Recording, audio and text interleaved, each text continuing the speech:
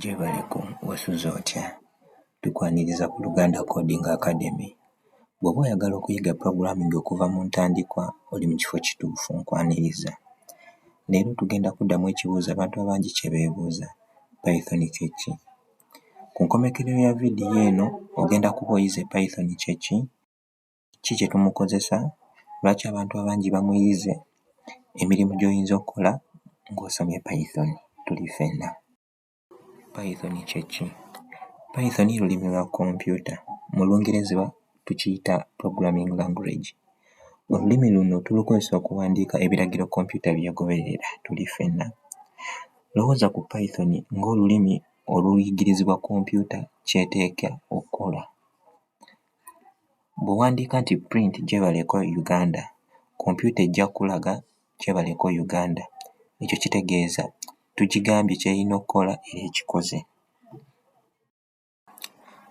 Bwe tweyongerayo ku Python ekozesebwa mu bintu ki? Ekisooka websites. Websites nga Amazon, Instagram, Spotify byonna bikozesa Python mu bitundu kye twandiyise back end. Bwe tweyongerayo ekyokubiri, Artificial Intelligence oba eri common known as AI. AI ye tekinologiya ekozesa obugezi bwa kompyuta omuli zi ChatGPT, voice assistant, image generators n'ebirala bingi. Ne tugenda ku data analysis. Amakampuni mangi gakozesa Python okwekenneenya data. Files ezo ennyingi kitwala obudde bungi nnyo omuntu omu okutuula n'azeekenneenya.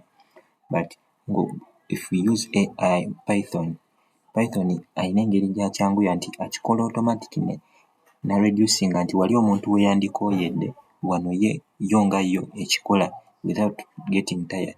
Tuli ffenna. Bwe tweyongerayo waliwo ne zi bots. Osobola okukola robot oba bot eyo okugeza zino eza bano ba forex trader, Telegram, WhatsApp, osobola okugeneratinga eyiyo yonna. Then okusembayo cyber security.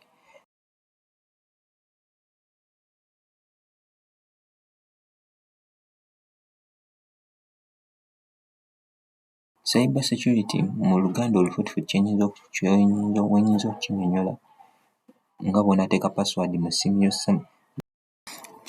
With that said, kitutwalako lesson yaffe eddako lwaki tuyiga Python. Fast forward, Python nnyangu okuyiga.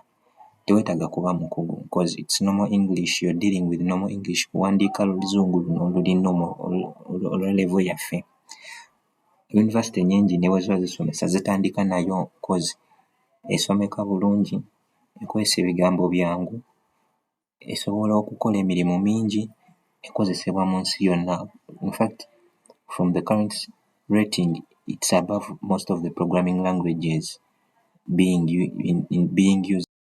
Bwe tweyongerayo tugenda wandiika command yaffe esooka ya Python oba command zaffe ezisooka eza Python.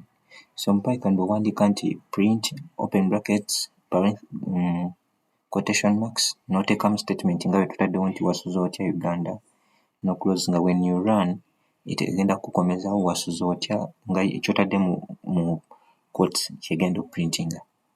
Same applies to the next command gye ntadde awo. Those are your first commands. How do you feel? Python mwangu, kye mbadde mbagamba.